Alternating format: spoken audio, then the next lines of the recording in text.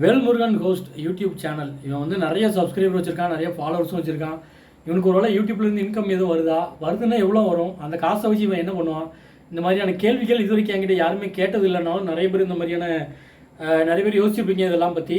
இந்த வீடியோலாம் வந்து நான் கொஞ்சம் ஸ்லோவாக பேசினாலும் டீட்டெயிலாக சொல்கிறேன். நான் இது வரைக்கும் எவ்வளோ சம்பாதிச்சிருக்கேன், யூடியூப்பில் உங்களால் எவ்வளோ சம்பாதிக்க முடியும் அப்படிங்கிறத பற்றி நான் கொஞ்சம் டீட்டெயிலாக சொல்கிறேன். எனக்கு வந்து ஆக்சுவலாக இது வரைக்கும் யூடியூப்லேருந்து வந்த காசு பார்த்தீங்கன்னா, நான் போன மாதம் கடன் வாங்கி ஒரு 45,000 நான் கடன் வாங்கி நான் வந்து கேமரா வாங்கினேன். அந்த கேமரா வாங்கினா அந்த கடனை கூட என்னால் இன்னும் வரைக்கும் யூடியூப்லேருந்து அடைக்க முடியல. ஆனால் ஆக்சுவலாக யூடியூப்லேருந்து நிறைய காசு வரும், நீங்கள் நினைக்கிறதோட நிறைய வரும். இப்போ என்ன மாதிரி ஒரு சப்ஸ்கிரைபர் இப்போ 1,65,000 வச்சுருக்கீங்க அப்படின்னா, ஒரு சப்ஸ்கிரைபருக்கு ₹1 வரைக்கும் உங்களால் ஈஸியாக சம்பாதிக்க முடியும். 1,50,000 ரூபா ஈஸியாக எடுக்க முடியும், எடுத்துக்கலாம். இல்லை வந்து இது ஷார்ட்ஸ் போடுறவங்களுக்கு மட்டும், இன்னும் லென்த் வீடியோ போடுறவங்களுக்குலாம் இன்னும் அதிகமாகவே சம்பாதிக்கலாம். லென்த் வீடியோ போடுறவங்க 2 லட்சம் 3 லட்சத்துக்கு மேலேயே சம்பாதிக்கலாம். இந்த மாதிரி சப்ஸ்கிரைபர் வைக்கும்போது நம்ம வந்து முழுக்க ஷார்ட்ஸ் மட்டுமே போடுறதுனால, இன்னொன்று நம்ம வந்து சாமி ஆடுறது, இன்னும் நிறைய வீடியோக்கள்லாம் பார்த்தீங்கன்னா கம்யூனிட்டி கைட்லைன்ஸ் வந்துடும். அந்த மாதிரி நிறைய இதில் வந்து எனக்கு ஆட் ஆகிறது கிடையாது. அது மாதிரி காசு நிறைய இதில் நமக்கு வர்றது கிடையாது. இன்னொன்று வந்து நம்ம அதை பெருசாக எதிர்பார்க்குறதும் கிடையாது. என்னோட டார்கெட்டே வந்து என்னென்னா 1,00,000 சப்ஸ்கிரைபரும் சில்வர் பட்டன் வாங்கணும். நான் லைஃப்பில் ஒன்றுமே ஜெயிச்சதே இல்லை, சாதனை ஏதாவது பண்ணணும் அப்படிங்கிறதுனால சில்வர் பட்டன் வாங்கணும்னு ஆசைப்பட்டேன். அதேமாரி நான் சில்வர் பட்டன் வாங்கிட்டேன். அதோட என்னோடய ஆசை எல்லாமே முடிஞ்சுது. இனிமேல் வந்து நான் இந்த யூடியூப் சேனலை எப்படி டெவலப் பண்ண போகிறேன், நான் எப்படி ஃபேமஸ் ஆக போகிறேன், இந்த ஆசை வந்து எல்லாருக்குமே இருக்கும். நம்ம கொஞ்சம் செலிப்ரிட்டி ஆகணும், 4 இடத்துக்கு போகிறோன்னா நம்மளை பார்த்து யாராவது ஹாய் சொல்லணும், வணக்கம் சொல்லணும், நம்மக்கிட்ட இருந்து பேசணும்னு எல்லாருமே ஆசைப்படுவோம். அந்த மாதிரி செலிப்ரிட்டி ஆகணும் அப்படிங்கிற ஒரு ஆசை எனக்கு ரொம்பவே இருக்குது. இதுக்காக வந்து நான் ஃபோக்கஸ் பண்ணிகிட்டு இருக்கிறேன். இந்த கேமரா வாங்கினது, கடன் வாங்கி வாங்கினது வந்து காரணம், நம்ம இதிலேருந்து வர 5-10 எடுத்து போட்டு அந்த கடனை நம்ம மேனேஜ் பண்ணிடலாம். அதே மாதிரி இன்னும் ஃப்யூச்சர்லேருந்து வர்ற காசுகளை வந்து நம்ம அடுத்தடுத்த விஷயத்துக்கு வைக்கலாம். அதேமாதிரி எனக்கு காசு வந்தது அப்படின்னா, நான் அந்த காசை என்ன பண்ணுறேன்னா, இது மைக் வாங்குறது, இந்த கிம்பல் வாங்குறது, இந்த மாதிரியான விஷயத்துக்கு தான் செலவு பண்ணுறேன். இன்னும் இதே மாதிரி யூடியூப்புக்கு தேவையான பொருட்களே நிறைய வாங்க வேண்டியது இருக்குது. 1 லட்சம் 2 லட்சம் இருந்தாலுமே பத்தாது. எடிட்டிங் கேமரா வாங்கலாம், லைட்டு வாங்கலாம். என்கிட்ட வந்து எதுவுமே கிடையாது. லைட்டு கேமரா சும்மா லைவாக பேசி சும்மா எப்படி எடுத்து போட்டுக்கிட்டு இருக்கோம். எடிட்டிங்குங்கிற பேர் இதுதான் இருக்குமே, எடிட்டிங்குங்கிற ஒரு வார்த்தையே இருக்காது. ஒவ்வொருத்தரும் அப்படி வீடியோ போடுறாங்க, எடிட்டிங்கு சவுண்ட் வச்சு அப்படி இப்படின்னு பயங்கரமாக போடுறாங்க. நம்மளோட வீடியோலாம் ரொம்ப சுமாராக லைவாக பேசி அப்படியே போட்டுக்கிட்டு இருக்கோமா. இன்னும் நிறையா டெவலப் பண்ண வேண்டியது நம்ம சேனலுக்கு. அதனால் இதில் வர்ற காசை வந்து நான் முழுக்க யூடியூப்புக்கு மட்டும் தான் இப்போதைக்கு நான் செலவு பண்ணிகிட்டு இருக்கிறேன்.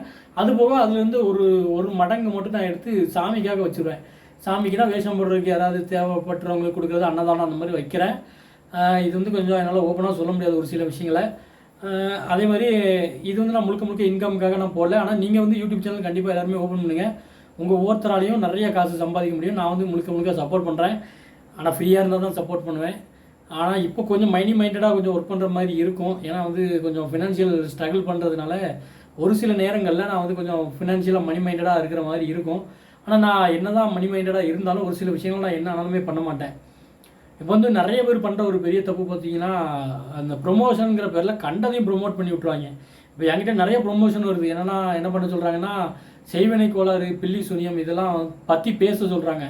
இதெல்லாம் சரி பண்ணி தரேன்னு சொல்லி வீடியோ போட சொல்கிறாங்க. அதில் வந்து நிறைய காசு வரும். ஆனால் நான் அதெல்லாம் பண்ணவே மாட்டேன்.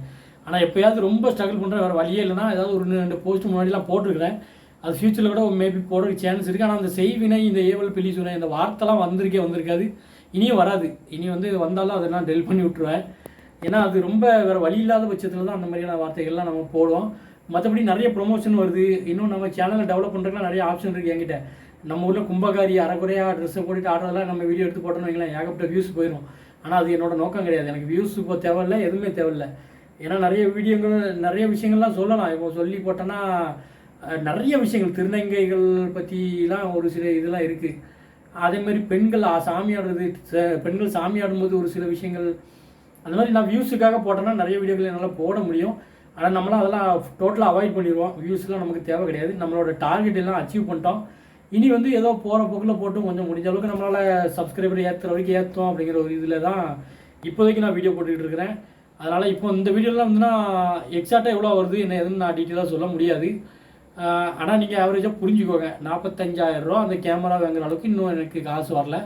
வந்தாலும் அதே மாதிரி அடுத்தடுத்த செலவு இருக்குது. கிம்பல் வாங்கணும், அந்த கேமராவுக்கு ஒரு கிம்பல் வாங்கணும், மெமரி கார்டு வாங்கணும், பேட்ரி அடிஷ்னல் வாங்கணும். அது பக்கம் இன்னும் நிறையா இருக்குது. தொட வந்துக்கிட்டே இருக்கும். இந்த ஸ்டாண்டு கூட கிடையாது, கையை வச்சு பிடிச்சி போட்டுட்ருக்கேன். சரி, அதெல்லாம் கொஞ்சம் டீப்பாக தேவையில்லைன்னு நினைக்கிறேன். அடுத்தடுத்த வீடியோக்களில் வந்து பார்க்கலாம். உங்களுக்கு யாருக்காவது இன்னொரு விஷயம்லாம் இன்னும் நிறைய விஷயங்கள் பேச வேண்டியது இருக்குது. மெயினாக வந்து நான் நிறைய பேர்கிட்ட மன்னிப்பு தான் கேட்க வேண்டியது இருக்குது. ஏன்னா சப்ஸ்கிரைபர் 1,50,000 வச்சுருந்து வேஸ்ட் தான். நிறைய பேர்கிட்ட நான் வந்து ஒழுங்காக பிஹேவ் பண்ணலை, ஒழுங்காக பேச மாட்டேங்கிறான், ரெஸ்பான்ஸ் பண்ண மாட்டேங்கிறான், கால் பண்ணால் கட் பண்ணுறான், எரிஞ்சு விடுறாங்கிற மாதிரியான வார்த்தைகள்லாம் நிறையா கேட்டுட்டேன் நிறையா ரீசெண்ட் டைமில். அதனால் எனக்கு வந்து கொஞ்சம் கோவம் வரும். முத்தாரம்மன் பிள்ளைகள் எல்லாருக்குமே அதிகமாக கோவம் வர்றது சகஜம்தான். அதனால் எல்லோரும் என்னை மன்னிச்சுக்கோங்க.